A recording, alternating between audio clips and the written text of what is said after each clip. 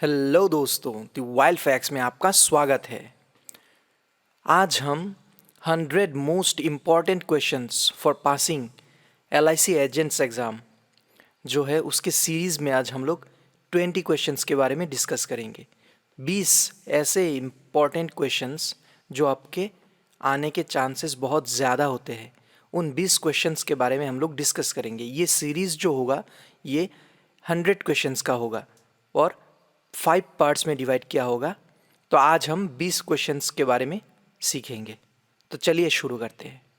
जो first question है आपके स्क्रीन पे दिख रहा होगा, what does first premium receipt यानी कि FPR सिग्निफाइज। इसका मतलब क्या होता है कि क्वेश्चन में पूछ रहे हैं कि FPR से क्या पता चलता है। FPR से क्या पता चलता है। तो FPR में आपको ऑप्शंस दिए गए नीचे 4 देख सकते हैं आप। फर्स्ट ऑप्शन है free lock period has ended. फिर नंबर बी पर अगर जाते हैं हम लोग, यहाँ पे it is an evidence that the policy contract has begun. अगर नंबर सी में है policy can not be cancelled now. और नंबर डी जो है policy has acquired a certain value. तो इसका सही आंसर क्या होगा? ए ऑप्शन जो है free look period has ended. तो फ्री लुक पीरियड आखिर होता क्या है? फ्री लुक पीरियड वो समय होता है जो आप अपने लिए हुए पॉलिसी को वापस रिटर्न कर सकते हैं। जैसे कि फॉर एग्ज़ाम्पल आपने एक सामान मंगवाया किसी ऑनलाइन सर्विस से, तो आप उस सामान से आपका जो प्रोडक्ट मिला है उससे आप खुश नहीं हैं, तो आप क्या करते हैं, उन लोगों का एक टाइम होता है। जैसे कि जनरली हम लोग अगर अमेज़न वगैरह का एग्ज़ाम्पल दे तो 7 दिन तक होता है। तो अगर आपको वो सामान अच्छा नहीं लगा या फिर कुछ भी प्रॉब्लम है तो 7 दिन के अंदर आप रिप्लेस कर सकते हैं या फिर रिटर्न कर सकते हैं। तो वही होता है फ्री लुक पीरियड, वही होता है फ्री लुक पीरियड। तो फ्री लुक पीरियड यहाँ पे ऑप्शन तो होगा नहीं, ठीक है। तो सेकेंड नंबर ऑप्शन जो नंबर बी है इधर में क्या है, इट इज़ एन एविडेंस, मतलब ये एक प्रमाण है कि पॉलिसी कॉन्ट्रैक्ट हैज़ बिगन। मतलब पॉलिसी का जो कॉन्ट्रैक्ट है वो आपके और कंपनी के बीच वो शुरू हुआ है। तो वही सही आंसर होगा इसका। मतलब FPR से हम लोग क्या समझ में आता है, FPR मतलब फर्स्ट प्रीमियम रिसिप्ट। आप जब कोई पॉलिसी आप खुलवाते हैं तो फर्स्ट जब आप पैसा जमा करवाते हैं उस पॉलिसी के खरीदने के लिए, जो आपको रिसिप्ट दिया जाता है उसे फर्स्ट प्रीमियम रिसिप्ट कहा जाता है। तो फर्स्ट प्रीमियम रिसिप्ट से ये समझ में आता है कि पॉलिसी अभी शुरू हुआ है। तो ये आपको जान लेना है। तो चलिए नंबर 2 क्वेश्चन पे चलते हैं हम लोग। तो नंबर 2 क्वेश्चन पे क्या लिखा है इधर पे, for a life assurance policy nomination is allowed under dash of insurance act 1938। मतलब लाइफ एश्योरेंस का जो पॉलिसी है, जो हम लोग जनरली इंश्योरेंस कहते हैं, तो नॉमिनेशन जो है वो कौन से कानून के तहत आता है। वही आपको यहाँ पे समझने का कुछ नहीं है, आपको जान लेना है कि वो कानून है सेक्शन 39 इंश्योरेंस एक्ट 1938 के सेक्शन 39 में नॉमिनेशन देने का प्रस्थान है। वो आपको एक बार पढ़ लेना है, याद कर लेना है कि सेक्शन 39। आप ऐसे भी याद कर सकते हैं 39 38, आप ऐसे करके याद कीजिएगा तो आपको बहुत लंबे टाइम तक याद रहेगा शायद। तो चलिए आगे बढ़ते हैं 3 नंबर क्वेश्चन पे। 3 नंबर क्वेश्चन पे क्या पूछा गया है यहाँ पे, identify the circumstances under which the policy holder would need to appoint an appointee. मतलब ऐसा कोई एक कारण या फिर ऐसा कोई एक सिचुएशन बताइए जहाँ पे पॉलिसी होल्डर को एक अपॉइंटी को पॉलिसी के अंदर घुसाना होगा। अभी अपॉइंटी होता क्या है ना, अपॉइंटी होता क्या है वो आपको पहले समझना होगा, नहीं तो आप इसका क्वेश्चन का आंसर नहीं कर सकते। तो अपॉइंटी वो चीज़ होता है कि समझ लीजिए कि कोई पॉलिसी होल्डर है, पॉलिसी होल्डर का जो नॉमिनी है वो माइनर है, यानी कि नॉमिनी का उम्र 18 साल से कम है। तो अभी अगर पॉलिसी होल्डर का कुछ हो गया, तो नॉमिनी का काम क्या होता है कि on behalf of policy holder वो उसका जो रिस्क का जो पैसा होता है वो नॉमिनी लेता है।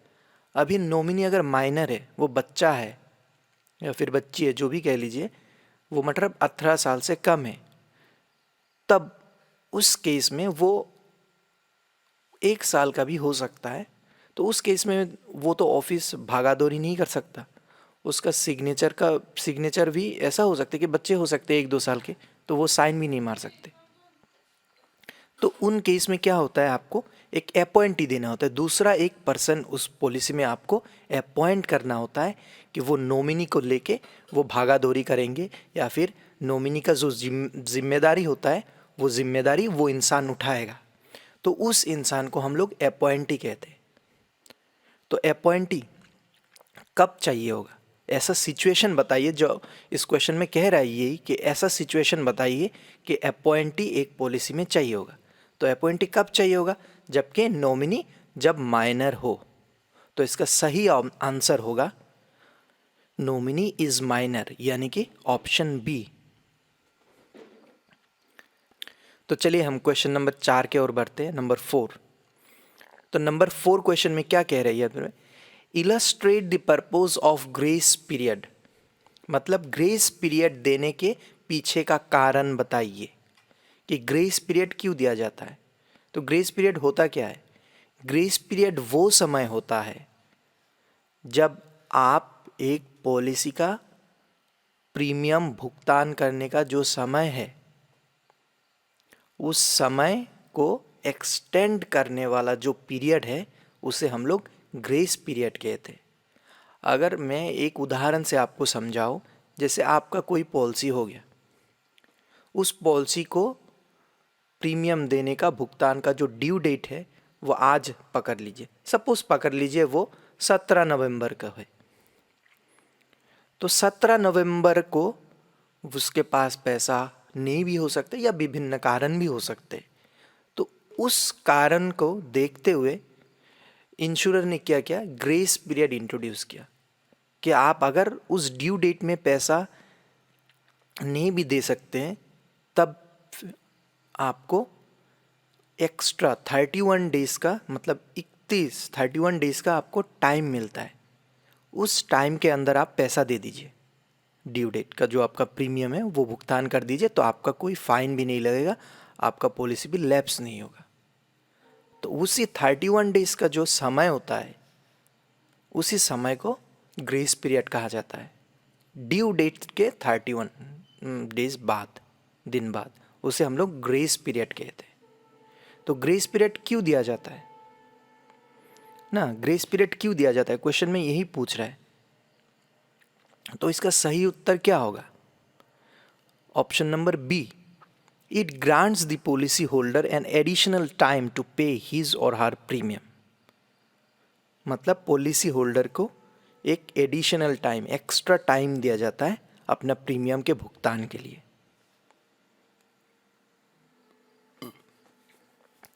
तो चलिए हम लोग आप भी 5 नंबर क्वेश्चन के और बढ़ते हैं। तो what is the full form of IRDAI। IRDAI जो है, इसका फुल फॉर्म क्या है, तो इसका सही उत्तर होगा आपका option number A, insurance regulatory and development authority of India. जैसा कि मैंने कहा है कि इसको एक्सप्लेन भी मैं करूँगा। तो IRDA का, जैसे कि IRDA होता क्या है, एक बॉडी होता है, रेगुलेटरी बॉडी। तो जैसे आपको पता है कि बैंक का भी एक रेगुलेटरी बॉडी होता है, सब बैंक्स के जो रूल, जो नियम कानून जो भी है, कैसे ऑपरेट करेंगे, क्या होगा, कितना चार्जेस होगा, कितना इंटरेस्ट रेट होगा, वो बैंक डिसाइड नहीं कर सकते, बैंक को दिया जाता है। तो कौन डिसाइड करके देता है, जैसे कि एक स्कूल समझ लीजिए, स्कूल में बहुत सारे टीचर होंगे ना, तो वो टीचर जो है, वो टीचर किसके निर्देश पे काम करते हैं, हेड मास्टर। तो वैसे ही आप समझ लीजिए कि बैंक जो है, बैंक किसके निर्देश पे काम करता है, वो होता है RBI। वैसे ही जितने भी इंश्योरेंस कॉरपोरेशंस है या फिर इंश्योरेंस कंपनी कह लीजिए भारत में, उसको रेगुलेट, उसको निर्देश कौन करता है, वो है IRDAI, यानी कि insurance regulatory and development authority of India. इसके निर्देशक में ही इंश्योरेंस कंपनी या कॉरपोरेशन, LIC जैसे या फिर विभिन्न कॉरपोरेशंस जो है वो उसके निर्देश पे ही काम करते हैं। नियम जो है IRDAI बनाता है। ठीक है, तो चलिए आगे बढ़ते हैं।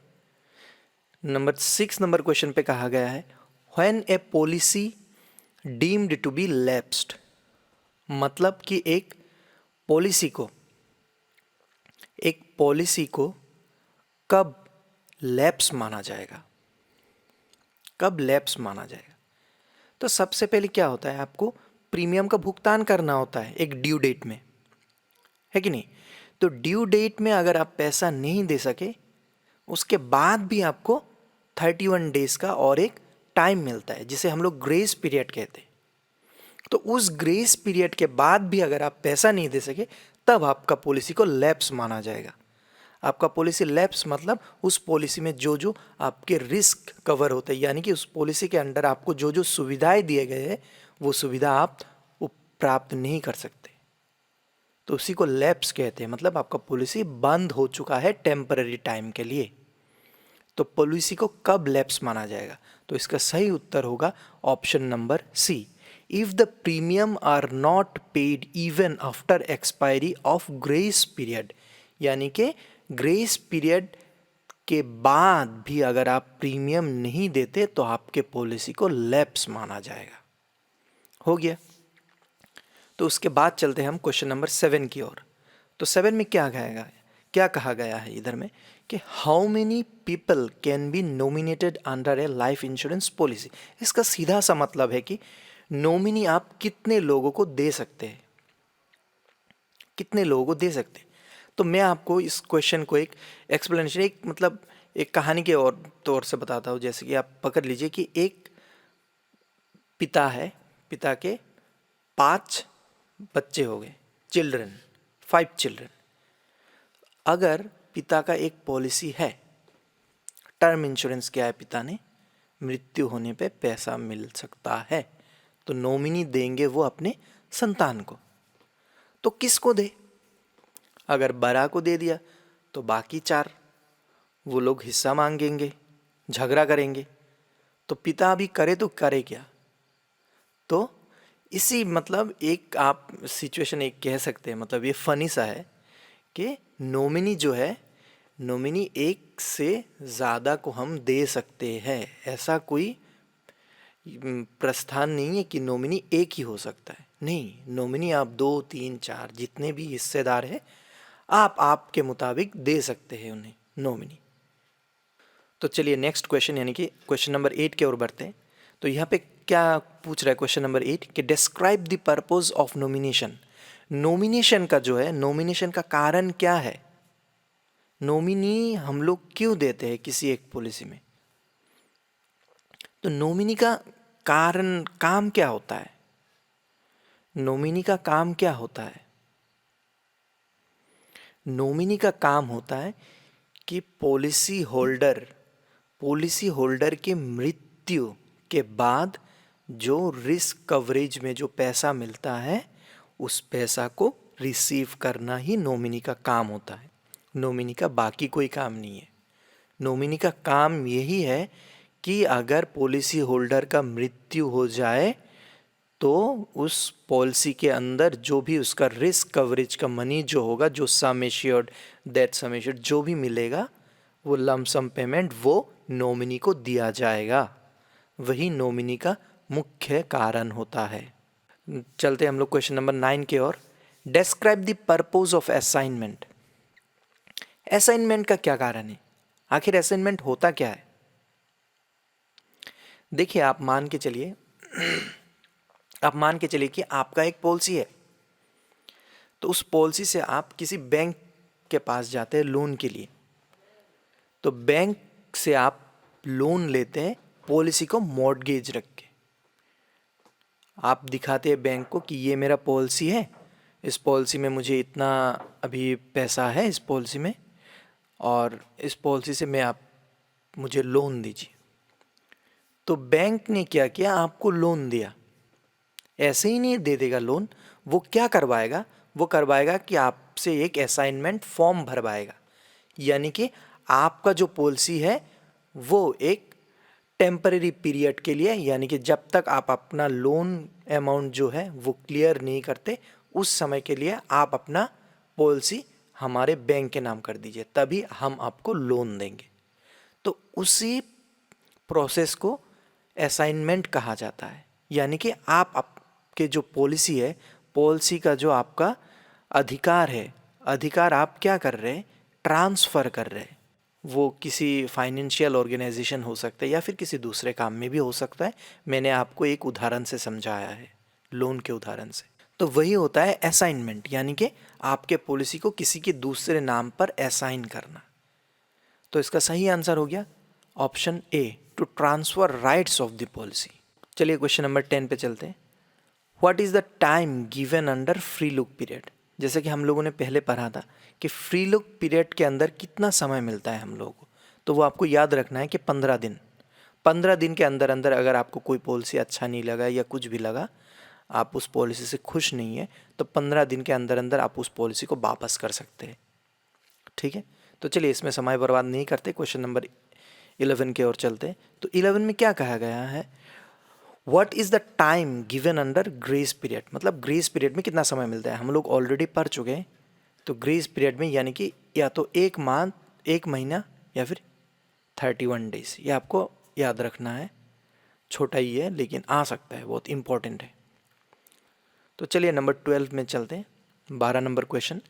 तो the insurance regulatory and development authority of India, यानी कि IRDAI was established in the year dash under the Insurance Regulatory and Development Authority IRDAI Act 1999। यानी कि जो एक्ट जो है कानून, IRDAI कानून 1999, उसके तहत IRDAI को कब स्थापित किया गया था। तो उसको आपको याद रख लेना, एकदम साधारण सा नंबर है 2000, यानी कि साल 2000 में IRDAI जो बॉडी है उसको स्थापित किया गया था, लेकिन उसका कानून एक साल पहले लाया गया था, यानी कि 1999। अगर आपसे ये दूसरा क्वेश्चन भी घुमा के पूछ सकता है कि IRDAI कानून कब बना था, अगर बना था एक्ट के बाद डैश आता है तो आप उधर में 1999 भरेंगे। अगर एस्टेब्लिश्ड कहा जाता है कि IRDAI को कब इस्टेब्लिश्ड किया गया था, तब वो आप उधर में 2000, साल 2000 भरेंगे। ठीक है, तो चलिए हम लोग 13 नंबर क्वेश्चन की ओर बढ़ते हैं। तो 13 नंबर क्वेश्चन में दिया गया है कि इंश्योरेंस एक्ट 1938, मतलब इंश्योरेंस का जो कानून है 1938 specifies the rules of nomination of insurance policies under.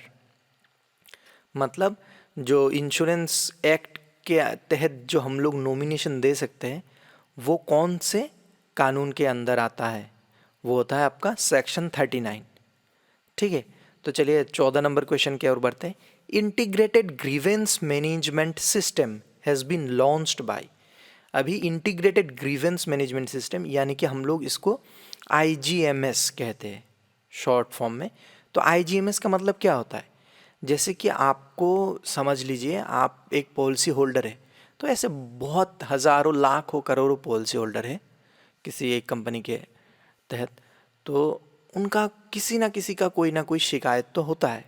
तो कोई दर्ज करता है, कोई नहीं करता, वो अलग बात है, बट शिकायत तो होता है। अगर आपको कोई शिकायत है, आपको कोई शिकायत है तो आप कहाँ जाएंगे, आप कहाँ जाएंगे, कौन सॉल्व करेगा। तो वही इंटीग्रेटेड ग्रीवेंस मैनेजमेंट सिस्टम जो है, मतलब वो हर एक इंश्योरर के अंदर एक बॉडी होता है, एक आपके लीजिए कि एक डिपार्टमेंट होता है, वो बनाया गया है। तो इंटीग्रेटेड ग्रीवेंस मैनेजमेंट सिस्टम, यानी कि आपका अगर कोई कंप्लेन है तो वो ये बॉडी देखेंगे कि क्या कंप्लेन है, कस्टमर का क्या असुविधा फेस कर रहे, तो वो असुविधा फेस करने जो कर रहे उसको सॉल्व करने का जिम्मेदारी IGMS का है। यानी कि IGMS जो है आपका कंप्लेंट देखता है, यानी कि आप कस्टमर केयर बता सकते हैं इसे, अगर साधारण भाषा में समझने की कोशिश करेंगे तो वो लॉन्च किसने लॉन्च किया था, इसे किसने लाया था। तो जैसे कि आपको पता है, तो इंश्योरेंस जो रेगुलेट करता है वो ही लाएगा, तो सीधा बात है उसको लाया गया था insurance regulatory and development authority of India यानी कि IRDAI के द्वारा।